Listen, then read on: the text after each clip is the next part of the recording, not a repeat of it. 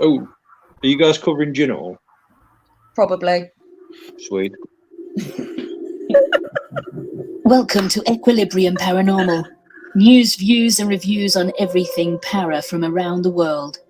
Find us on Facebook, TikTok, YouTube and Instagram. Equilibrium Paranormal. Stay spooky. I thought that. She does have the sexiest voice ever. In the world, honestly. we like, say it again. Say it again. The way she said equilibrium as well, as like, Equilibrium. We're a fan. Hello and welcome to Equilibrium Collective. Today we are joined by Ben, who is a demonologist. Fun times. Yeah. Hi. That's all right. I'm not used to going live straight away when I'm on the other dimension with Damon. I'm used to him introducing me first, so I'm used to just sat here like. Sorry, guys. Hello. It's cool. Yeah, we kind of threw you in there, and the best part was like we went live, and he was like, "Are we talking about gin?" Like, wow. Yeah, probably. Good times. We always, you know what? We always start the show with a little bit of a gremlin, so absolutely fine. You have to. Yes. So I'm Kerry Ann, and this is Ben, and this is Sarah, and we are going to be talking about the classifications of demons this week. Me and Sarah have found this topic quite interesting, and this is a little bit of a follow-up from the discussions that we had with Damon, apt name for a demonologist, we must say. We had a great conversation with Damon on our last show, which was not last week, the week before. So Ben is, Damon himself said that Ben is his teacher. He was on the last show heckling him from the chat room. So now it's his time. It's his time. And I think Damon will be joining us in the chat as well. So if you're watching, keep an eye on the chat for Damon's input as well. So thank you so much for joining us, Ben. You have your own show, haven't you? Yeah, we're on the other dimension on Saturday nights, 9 till 10 on Pulse Radio, Pulse Talk Radio. Even I'll get shot by Damon and Carl if I don't mention that. I'll be done. We are hopefully joining you as well on one of your shows. Yes, we're going to be joining you. So the table shall turn. So this is something that Sarah loves to talk about. So I'm going to hand over a little bit of the questions to Sarah. But I think the best place for us to start really is as far back as we possibly can. So we are looking at the classification of demons. It was briefly touched upon back on the last show.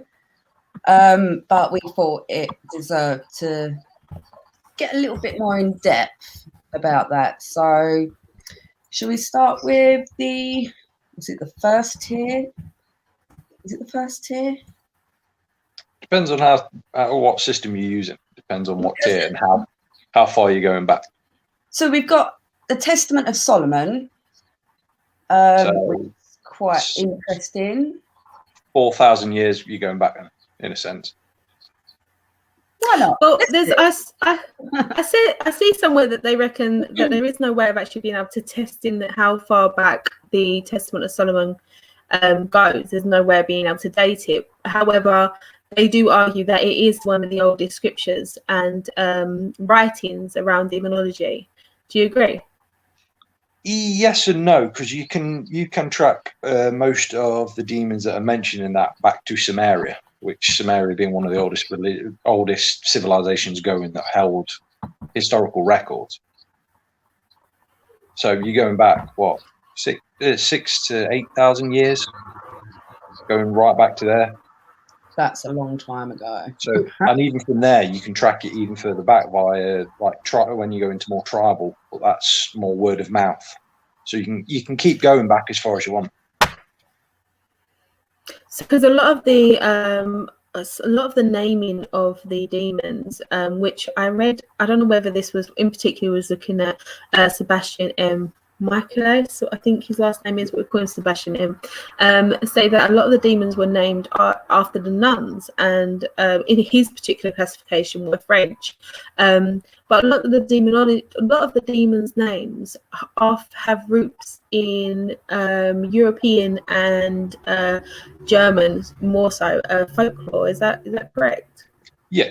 Every single demonology name every single demon name you could possibly find will have roots going back, dating pre-Christianity. They are all, in a sense, old gods. It's only the fallen which make up a somewhat small percentage of what's known as the 72 Solomon demons that you can track to Christianity, but then once you get to that, you're tracking them through angelic more than demonic. Yeah, so I did read that somewhere. There was 3 main ones that fell from grace, as it were. Yeah. And I'm looking at my notes and I cannot find where I wrote it down. You've got the famous one, which is Lucifer. Beelzebub was one. Yeah. So who is Beelzebub? Beelzebub's supposed to be the main guy. Ashtaroth was the other. Yeah. Oh, I think we've lost her. She's dropped out. We'll carry on with Beelzebub. I'm back. Yeah, I'm back in the room. Sorry. Yeah. So, Beelzebub, Ashtaroth, and I can't remember the last one. Yeah. It all depends on where you read from. Everyone has this hierarchy of 3 fallen angels. But when you look to like the Solomon Testaments, if you use that as a basis, say you use it as a basis for demonology, there's only a few there that are mentioned as being the old sort of fallen angels, as it were. But for some reason, Beelzebub appears in the Testament of Solomon, which is to do with the building of the temple and stuff. But he doesn't actually have a seal of the 72 Solomons. So it's questioned whether he actually is in that, or whether he is a fallen or not. He's one of these ones that there's still a slight mystery around whether he's a fallen angelic or not. Okay. I also found that his name is said to be Beelzebub, and is translated literally means Lord of the Flies. Yeah. Because it's suggested that there was a relationship between the Philistine god and the cults of flies. Yeah. So that's what I mean. You've got a demonic there that is being classified as being an angelic, which isn't actually an angelic. He is being classified, has more connection with the ancient religion and ancient cults. So therefore, he's more of a god than he is a demon. See, I also found, amongst my hours of research, that his name could also be Beelzebub, which means Lord of the Heavenly Dwelling as well. Yeah. But Beelzebub is another demonic that's mentioned. It's another name for another demonic. Who's supposed to be in relation to the main king of the 72, which is Baal or Baal or El. Yeah. They're supposed to be brothers. Now, if you run that through the Old Sumerian, which they both appear in, they are known as being brothers. Oh, okay. So they only become demons once Christianity, since Judaism appears and Christianity appears. And I noticed this as well because I was looking at Ashtaroth, and what I found quite interesting about him was he started as a her. She was a Astropha, I think her name was, but she was a goddess, and Christianity kind of changed. From what I read, it kind of was a defiance about the other religions, and that's why she was turned from a goddess to a demon. But could you give me more information about that? Yeah, basically, you have to look back at Christianity when it was there. For them to gain more power, they had to make every old religion, in a sense, look more demonish, to use that as a word, for people to come more into Christianity. So they basically demonized every old god. For some bizarre reason, they made it so that every single demon was a male, apart from Lilith, which we have no idea why, but I think I personally believe it's, again, with Christianity being more male driven and the old tribes being more female driven, it's to take away the power from women. Obviously, you know yourself, as we was talking off air, when you mentioned like the witch trial and stuff like that, and the old witch covens themselves, it was always a female in charge. Yeah. So change all female demonics into male demonics, and you instantly wipe out that connection. Ah. That makes sense. So I know we've started from the middle to the beginning to the end. We've kind of gone all over the place. But when we're looking at the classifications, where do you feel is the most important place to begin? What do you think? I know they're all relevant. Where do you think would be to our day and age? Where is the most relevant place to start? I would personally always say start with the Solomon one, because it's the easiest to get your teeth into if you're going to start anywhere.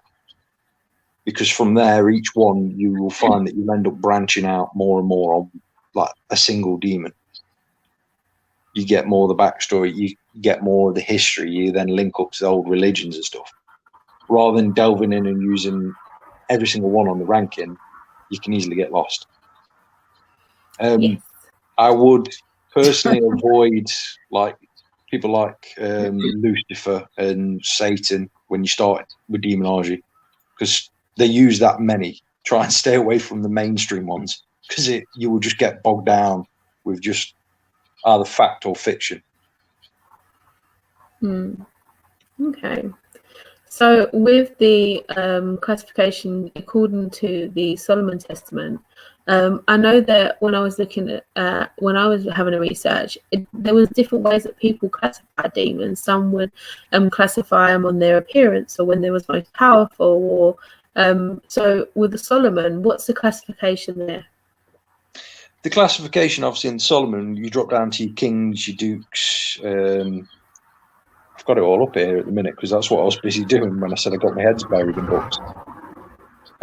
Obviously, you go from your kings, your dukes, your princes, your earls, your knights, your presidents, down into that ranking system. That's their ranking system as it's been put in place. But again, it's all from Christianity perspective. Yes. That sort of makes point. The problem with demonology is a lot of it is, I'd say 95% of it is based on Christianity systems that are then all put into control. Like you see on the 72 seals of Solomon, you have Baal at the top. Yeah. But if you read the Testament of Solomon, Baal is never mentioned whatsoever. So where does that come from? Why is that there? That's the thing. No one's really ever questioned it. Right. Fair enough. Even when I've gone through my research, like I've been down to Cambridge and Oxford libraries to have access to their books and stuff. And even going all over the world with research I've done, I have still never found out why it's like that. No one ever mentions why. But So who is did, and someone's taken the script? Yeah. The problem is, though, as well, with the Seals of Solomon, you've got the classification that's of 69 demonics, and then you've got the classification that everyone knows, which is 72. So who's been put in, who's been taken out, has been lost over the years. But do we want to find out? That's the question. I've been trying Sarah does. I've been trying to work it out for years. I'll tell you what, if I ever find out myself, I'll let you know. Please do. You'll No. hear it here first. Yeah, after definitely. your show.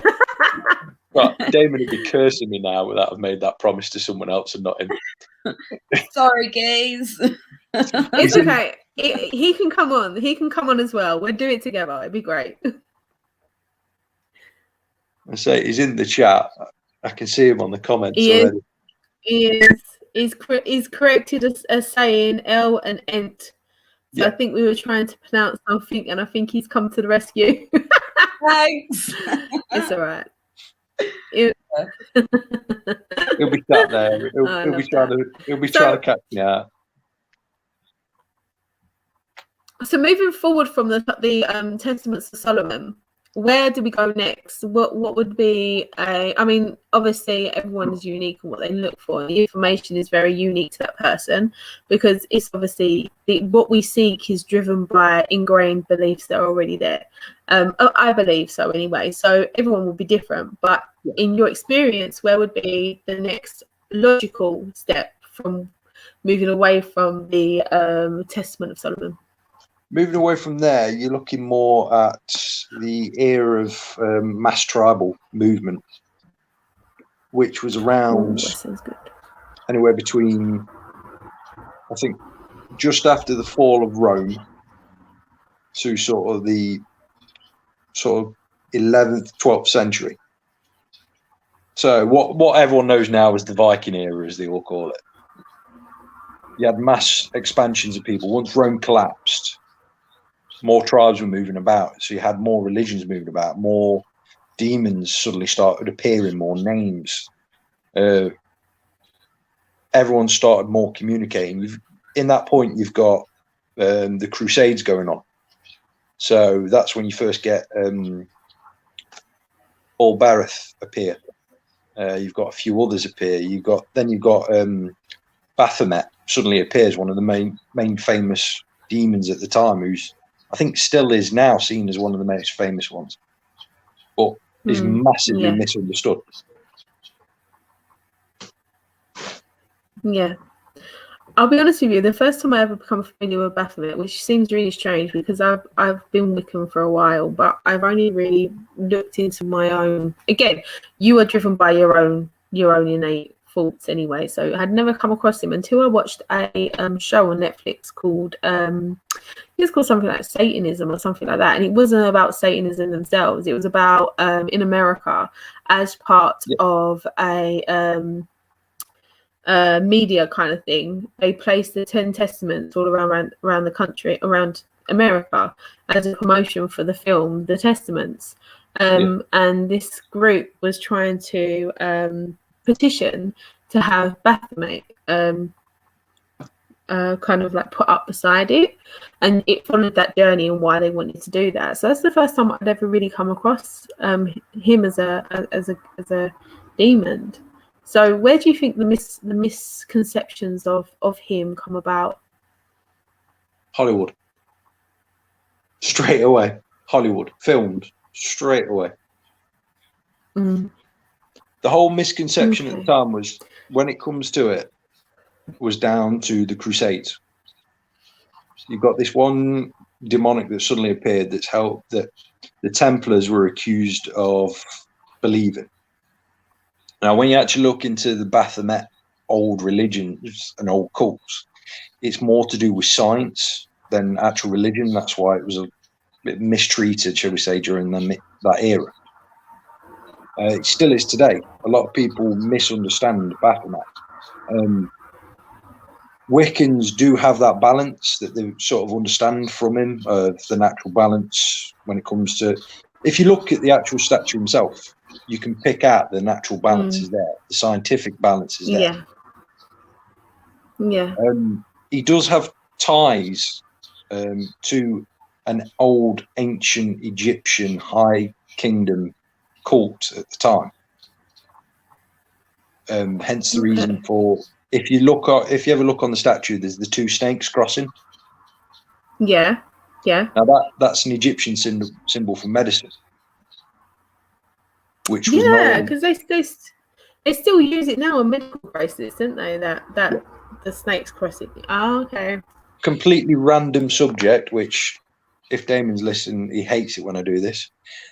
That coil that they use, which is the snake, and the Egyptians use, is perfectly in line by, I think it might be out by 0.01 millimeter of an actual DNA coded system. Wow. Ooh, I like that. You'd be handy at a pub quiz, wouldn't you? I'm crap at a pub quiz. I do not believe that. If you can pull out facts like that, and I can bring along the fact that I know that a gaggle of, well, it's not even a gaggle, a group of pandas are called an embarrassment, we'd be winning. We'd all be winning. I'm terrible. I've got old knowledge, but my well, put it truthfully, my future wife is the most intelligent person I know. Yes. Oh, that's so lovely. That's so nice to hear. Both you and face now. Oh, bless her. Both you and Damon. Damon said the same thing about his other half from the last show. And we're like, that is so cute, the way he talks about his other half. So yeah, lucky ladies. Yeah, they keep it well balanced. That's all that you need. That's all you need. Where you go on your travels, looking for demons and the answers. It's always good. So we have a question by Paranormal Reason. Why did the depiction of the devil switch from the original blue to the current red? Because I love this question when I get asked this. I've not been asked this in a while, so I'll give you credit to that. The reason is that blue was more considered a holy colour. Now, red, you instantly think of red, you instantly think of danger. But it was also done for a marketing scam. Oh, okay. The demon or devil as we see never existed in that colour until modern day times, and it was used for publicity. It was used for films. See, marketing, media's got a lot to answer for, isn't it, really? Prime example from historical facts, you know, when they do the thumbs when it comes to gladiator things, where they do the upside down and that lot, never existed. Really? Yep. Really? Do you think? Yep, never existed. I'm questioning my whole existence now. Can't do that. If you were going to kill them, it was to do that. It was never done the thumb thing. That was Hollywood. Humanity never ceases to disappoint, does it? I know. I'll stop because I'll end up ruining loads of things for you. Yes. You're going to rip our belief systems apart. We're gonna be laying there in bed tonight looking at the ceiling going, never did the thumbs. What is that? The worst shadow work ever. I ruined Christmas once by doing it, so I'm just gonna. I'll stay clear of that one. How did you? Oh no! Ruin my Christmas. What happened? You know the depiction of Santa. Yeah. Only exists because Coca-Cola made it exist. Cola, yeah, we know that one. We know that one. We're pagan. I didn't know that. I didn't know that. No. Yeah, the image that you see. I know, right? I'm trying to figure out how does that happen? How long has Coca-Cola been about? A lot longer than you realise. Yeah. Back when they put cocaine in it, they made that's how they come up with Santa. Probably off their nuts. Yeah. Probably, to be fair. Probably off their nuts.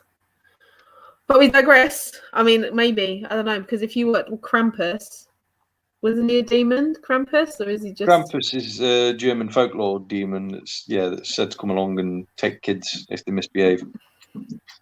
I threatened my daughter with him last week. Yeah. I'm not going to lie. To be honest, that's based on German elementals. It's supposed to be forest demons.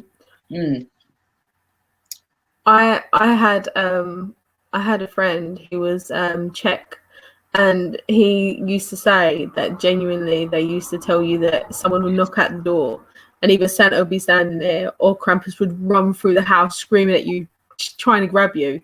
He was like, it's the most horrific thing ever. Merry Christmas! Yeah. No. So we've kind of traveled. What I would really love to talk about, because a lot of what we do, we still obviously go through the classifications, but one thing that Sarah did talk about when we was off air was the interactions that we have on a Ouija board and the hierarchy that happens there in communication with demons. So could you tell us a little bit more about that, please? Which one do you want to know? Because obviously I was on about two. One's very famous, one's not so famous. I think, can we have two famous ones, two not so famous ones, and one from the middle? Oh, that's a challenge, that is.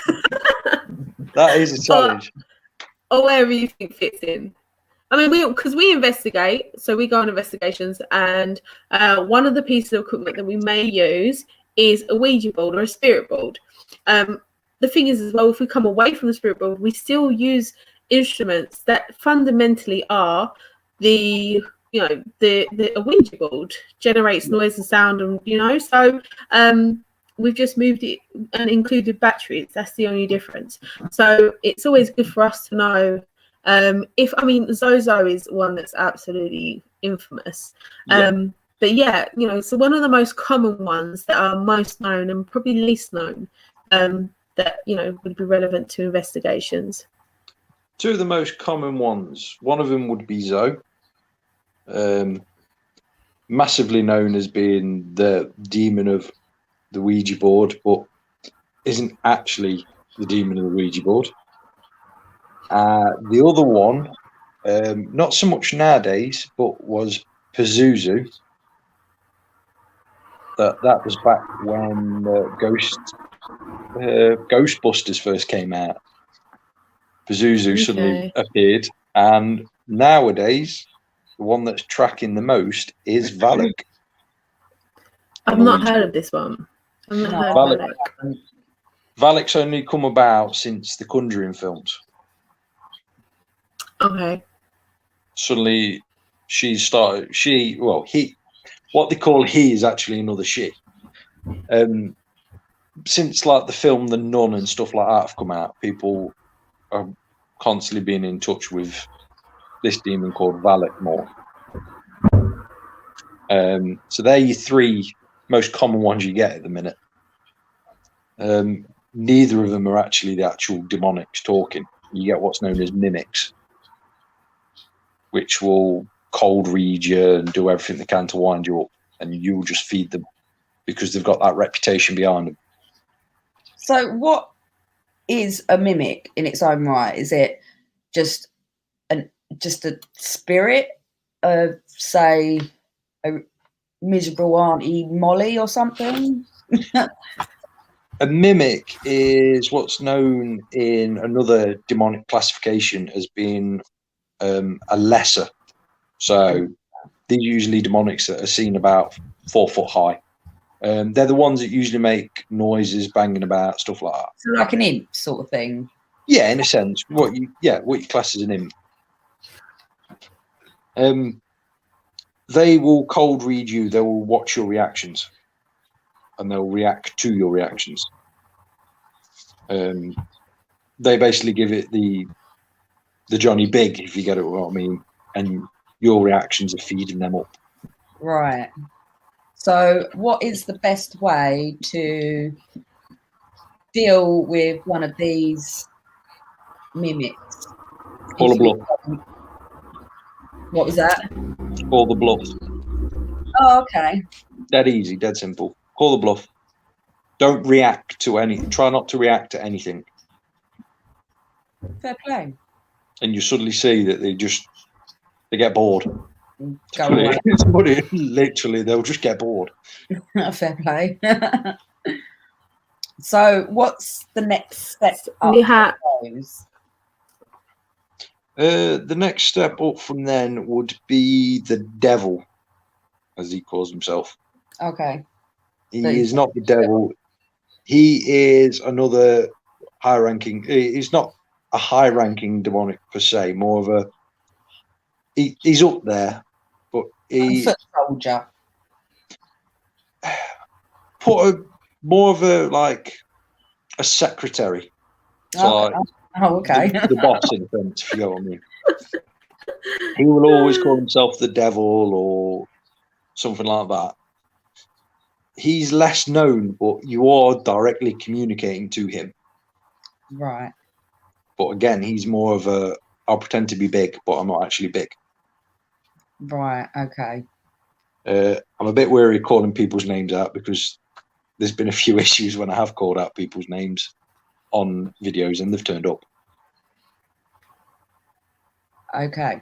Fair play. And then probably the I'd say the two that you very rarely get on a board, but there has been cases. One of them is Lilith, believe it or not. Oh, really? Yep, she is known to be on boards, but she has a certain marker that will let you know that she's there. Okay. And the other one is a demon called Asmon, who has a load of other names. He's one of the oldest ones going. He will make his presence known if you've got him on a board. You will know if it's him because you will feel like the house has just had 20 tons of concrete dropped on it. Oh, wow. Okay, but backtracking, Lilith, because I like Lilith. Everyone likes Lilith. I You guys more than any, because obviously of your Wiccan roots, there is connection to Lilith down the Wiccan route. And pagan, yeah. So what does Lilith of the board, shall we say? How does she make herself known? You will feel her. She will walk around you. Oh, okay. So sort of like you'll feel the energy moving. Most cases that have been shown with it, she will run her hand across your back. You know, like you see sometimes in films where a lady will walk past and they'll run the hand over your back as they walk around the circle. Yeah. Oh, okay. The only thing I'll say to people is if this ever happens, show due respect. Yeah, she doesn't take the fools very kindly at all. No. Yeah, I would say about all of them, to be honest, apart from mimics. I'd show respect to all of them because you have to remember there are a lot. You can't see them. That's their upper hand. We are the equivalent of like ants to them, to put it bluntly. So but it should be shown all the time anyway. It doesn't matter if you're speaking to a demonic or you're speaking to a spirit. There should always be a level of respect. Definitely. I agree. Totally agree. Yeah. I mean, when going off subject a little bit, but investigating, you see a lot of people that might call out or be disrespectful or and I just think that people are people when they're passed away or they're alive, and you wouldn't go into someone's house and start screaming, yeah, come on, show yourself. What, you chicken? Do you know what I mean? You're like, whoa. All right, mate. Calm down. Up, mate. Yeah. Come on, make yourself known. Why? Seriously. Yeah. You turn up at my house. Why? What is no, thank you. It's a no from me. Yeah, so yes, I agree. So moving a little bit away from the ghost investigating. Actually, no. Have you ever been on an investigation? I have been on many. I have a group that I go around with that we're advisors to. They're actually at my house at the weekend. Tomorrow even. I'm losing track of days. Yeah. Tomorrow doing an investigation on a tainted object that I have from an investigation. Oh, wow. Is that going to be up on your YouTube? That will be on the Other Dimension, I believe, and it will also be on their website. They are a very, very young group, though. Bless them. They're all in their.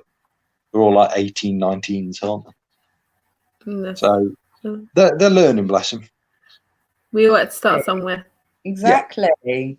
We went, and trust me, I've been investigating for about 10 years, and I found myself in some really sticky situations over the years just through ignorance and just not really understanding. And I had to learn through them to be able to have my understanding I have today. So we all get there in the end. So on investigations, have you ever made contact with a mimic or a demon, or We've had a few. Me and my partner are advisors to a lot of groups, and we do go out with a lot of groups sometimes. Just it's nice to get into the field sometimes. So Yeah, there is I agree. we've come across a few. It's been a laugh a few times as well. Because as weird as it sounds, when you do this as as a job in a sense, you end up coming across certain people all the time. So we've walked in places where there's been supposedly a demon, and we've walked in, and the first thing the board's done is gone, "Oh, you're right, Ben. How's the family?" And it just freaks everyone out. You suddenly walk in, and the board suddenly turns, point like the thing, point of the planchette. I've probably pronounced that completely wrong. It's that northern accent. It's terrible. It is terrible. I'm joking.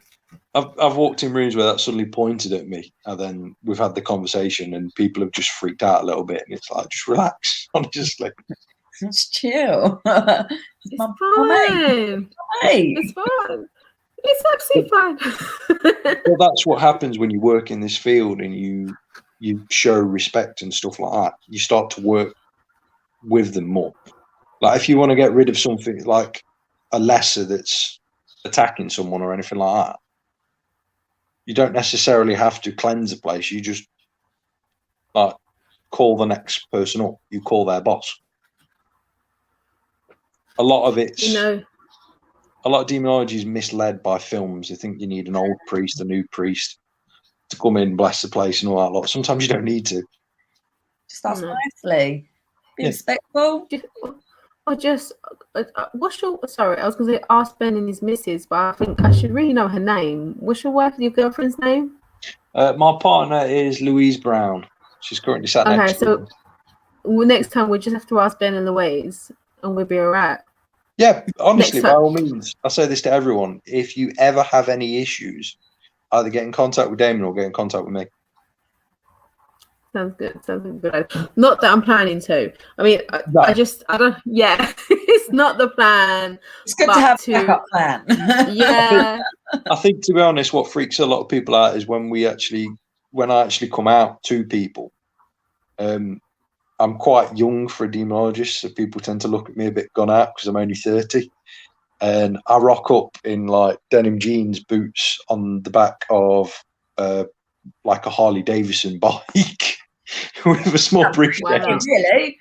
with a small briefcase, just a little backpack on my back, and I'm good to go. Yeah, pretty much. Yeah. One thing that I do remember when I was talking, and it was funny because someone that had watched the show when we did it with Damon actually mentioned that the pure orange juice. And he said to me, I never really considered orange juice to be, a repellent for demons, and that's something that's really stuck with me. I always think to myself, I've got orange juice. You can tell this has become like a trademark, and if Damon's listening, he'll back me up on this. You can tell who's had conversations or advice off me because they'll mention orange juice. Right, okay. The reason being is I use it's basically used as a body cleanse.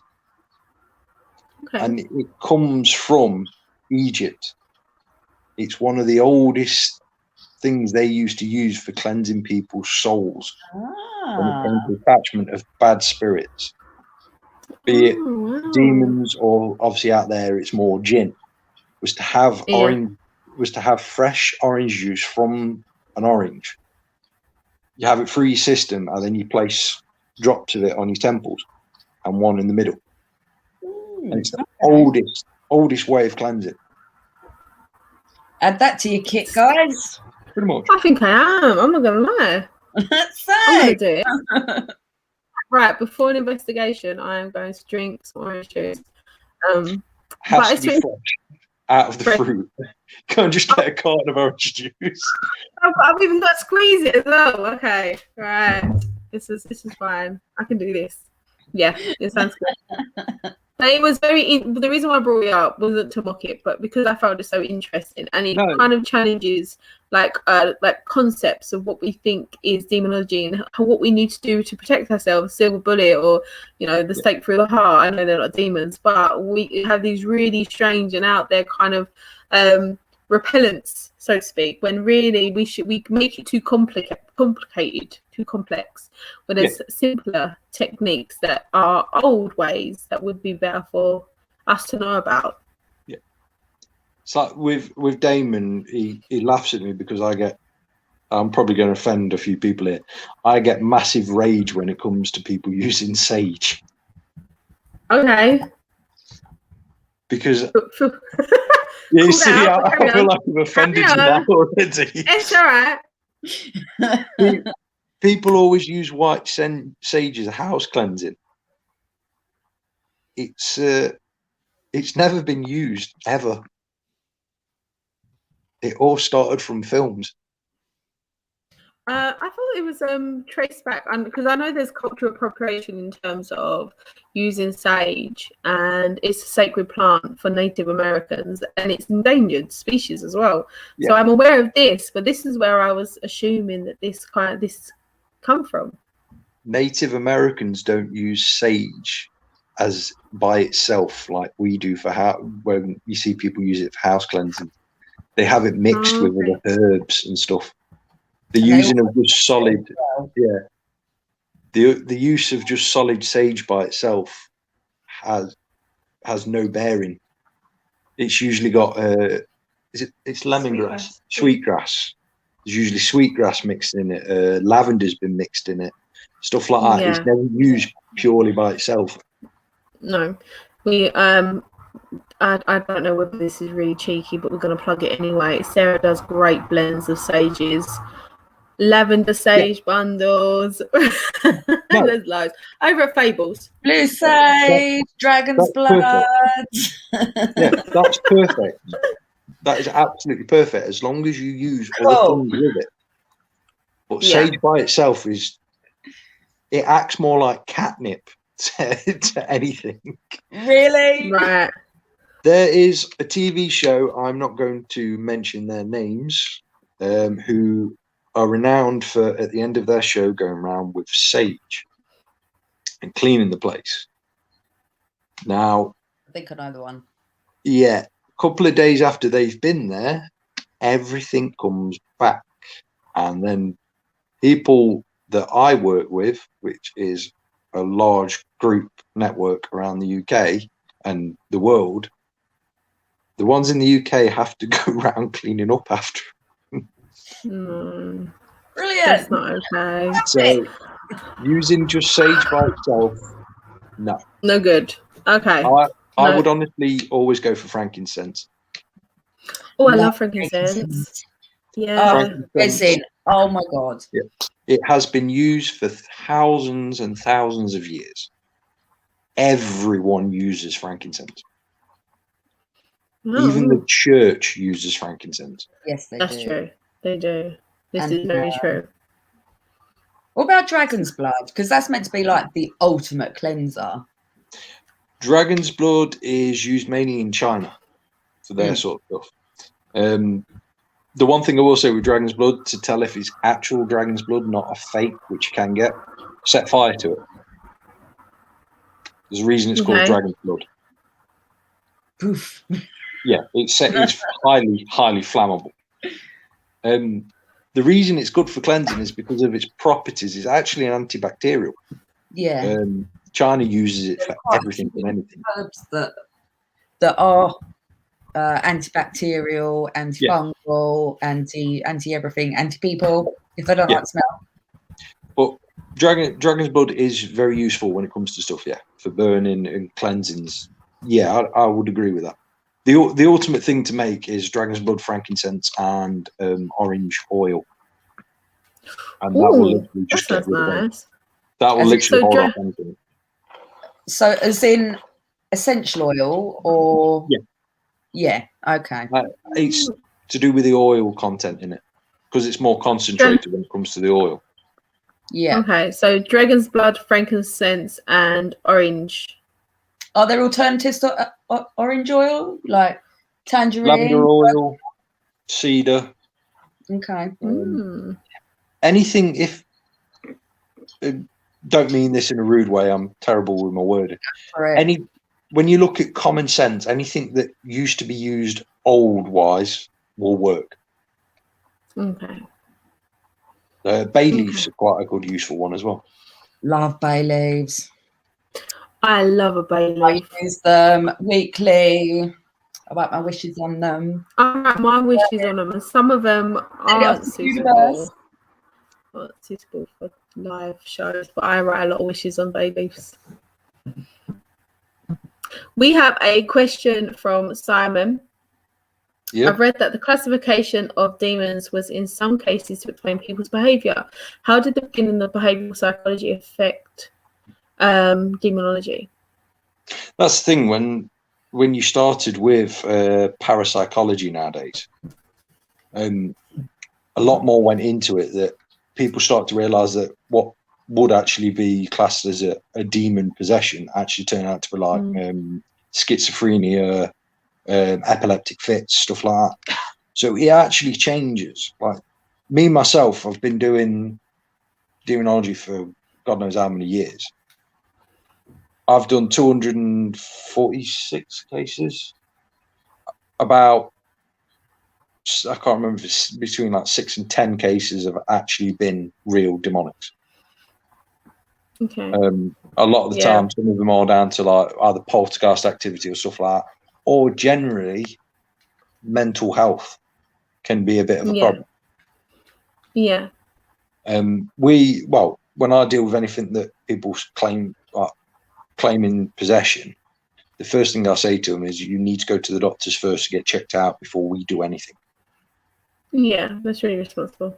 Yeah, it's the main thing to do just in case. Yeah.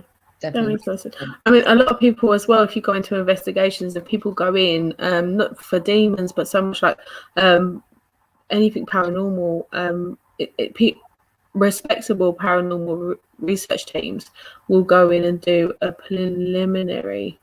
Yeah, I didn't know if I was going to be able to say that. And they go in and they do an assessment of what the home's like, what the person's like, what else is going on.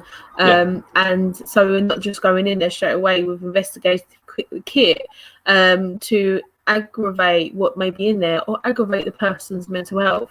In terms of behavioural psychology, I'm not sure if Simon meant behavioural psychology, because obviously behavioural is more about behavior, people's rather than mental health. It's about behavior.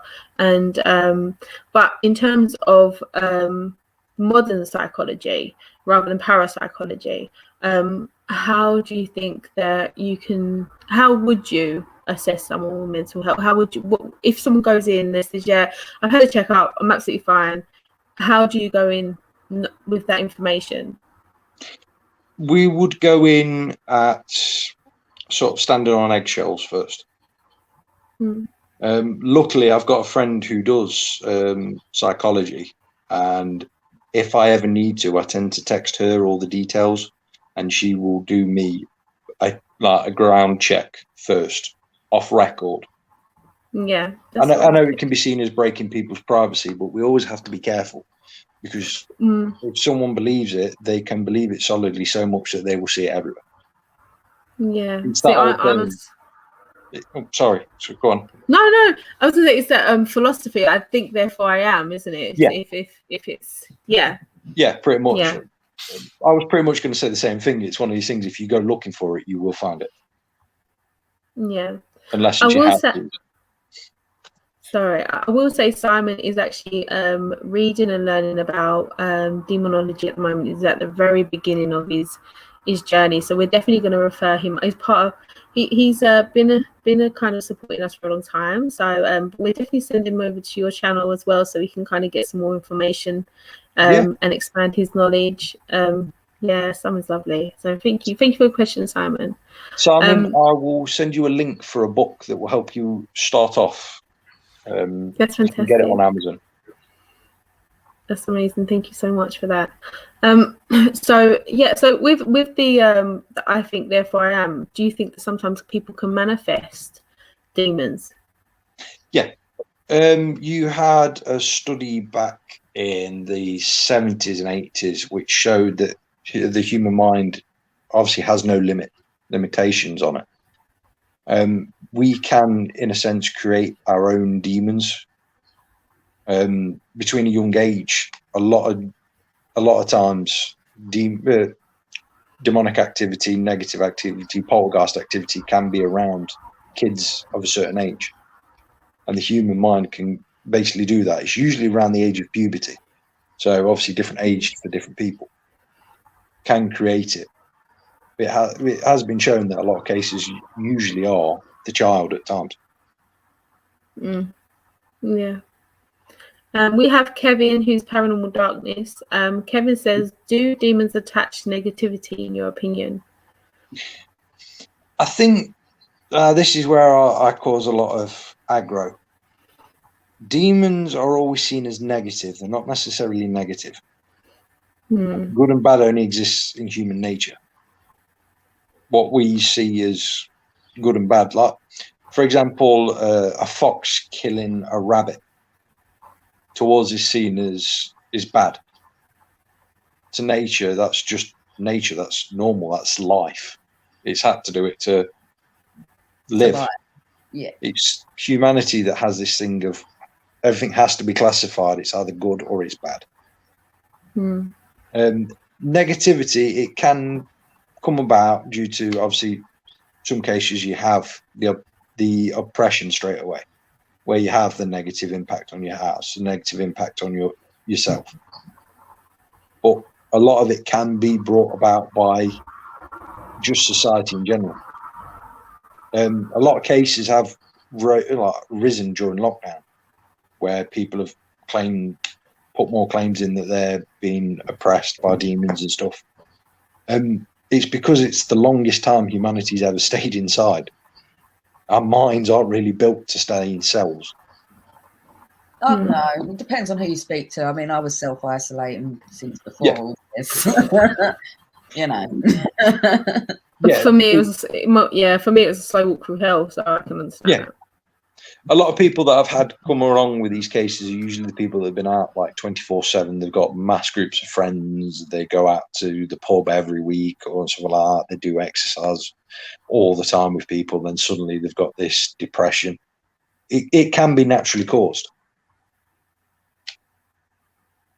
Okay, thank you. So Kevin asks, can demons come through his children to gain trust? It has been known that for cases of like the lesser demonics mimicking children. And then obviously you've got the black-eyed children as well, as everyone knows, but they are a completely different entity. They're not demonic. They exist within a completely different other category. So yeah, it has been known to happen. I've had one try and freak the living hell out of me by singing Twinkle Twinkle Little Star, because I always find it freaky. I don't know what I'd do with that. I don't know what I would do. I have to admit, I froze for a little bit as well. I'm like, nah, I decided I don't want to do this anymore. No, guys. It's been fun. So we've got about 6 minutes left. Have you got a story that has stuck with you through the years of an experience that you've had? I know we've gone through quite a lot and we've spoken about personal experience. So have you got that taught you a lesson maybe as well? I did have a case with an elderly lass that has stuck with me forever, and it was the first sort of major one I went on with my lecturer who taught me, to basically show that not everything is supernatural in origin, shall we say. This elderly lady had been hearing noises and scratching and banging and been hearing all these noises in her house. Now, she lived in a place called Matlock Bath. I don't know if anyone knows where that is. It's a very like rural sort of countryside-ish. We went round to investigate, and we stayed there overnight as she allowed us to. We heard the banging, the scratching, the noises at about 3 o'clock. The morning came, and she came back to the house and asked us if we'd heard anything. We said yes, we'd heard it all. And she says, "Oh, that's what do you think it is?" And we said, "Oh, we're going to go and deal with it now. By any chance, have you had any new neighbours?" And she said, "Yeah, a young couple, 21-year-old, have just moved in next door." It was at that moment the penny dropped. And I turned around and said, "By any chance, what time does the local pub shut?" And she said, "Oh, in Matlock, they shut about 2 o'clock, which is the city just up the side." Oh no. I said, "Yeah, it takes about an hour and a half to walk down, depending on what route you're taking. And obviously, if you stop at the kebab shops." I had to then go next door and explain to this young couple, your next door neighbour believes there's a demon in a house. Can you politely move your bed headboard off the wall? Yes. Ruckus love making. Yeah, what a goal. What a lad. The young couple sort of looked at me with really red faces, really embarrassed. And I said, "Don't worry about it." Obviously, explained who we were and said, "We will not record this at any space or time or anything like that. No names will be taken. No addresses will be taken." That's Oh, wow. And I've stuck to the promise, but I always tell that story. I'm telling you now, there has been many Christmases that they've sat around a table and the bloke's gone, "Do you know what? 1 year, I was that good that the next door neighbour thought she had a demonic possession." Yeah. That's how good I am, guys. Yes. It's one of my favourite stories to tell, but it's stuck with me. I wouldn't. Having that knock on the door. Excuse me, love, you're too loud. The 80-year-old woman suddenly went. The face just suddenly went. I love it. I love it. Wait, I would be, if I was that couple, I'd be high-fiving everyone. Yeah. I would be like, yes. Not bad for some of these stone-built cottages as well. They must have had some kind of swing or something. They had something. It was loud when we were sat there. Anyway, Kerry's getting more involved in this story. We are coming to the end of the show now, guys. Thank you, everyone, for watching. Please subscribe and head over to Facebook, check out our page, join our group. Also, then where can we find you? All the places that we can find you. You can find me usually lurking around graveyards or any other place like that. Where else? No, you can find me on the other dimension with with the main co-host, we Damon. will take your links and stuff so we can share them to our page. I'll put it up. We are on Pulse Talk Radio Saturdays between 9 and 10. We also have a Patreon as well, which I need to try and pump because I get told off, seeing as Damon's the manager. So yeah, you can find us all over there, and any problems, always get in touch with us. We're always happy to help. I'm happy to teach people that are willing to learn. Perfect. So, thank you. Yeah. And you can find us on echo.co over on TikTok and Instagram and Facebook. We're Equilibrium Paranormal because I don't know why Facebook won't let us change our name, but whatever. So we can't talk about that now. So find us there. Thank you so much. I have such a good time. Thank you for leaving us with that incredible gem. What a story. I will love that forever. So yeah, we'll say goodnight to everyone and thank you to everyone who's joined us. So night, guys. See you later. See you later. Bye.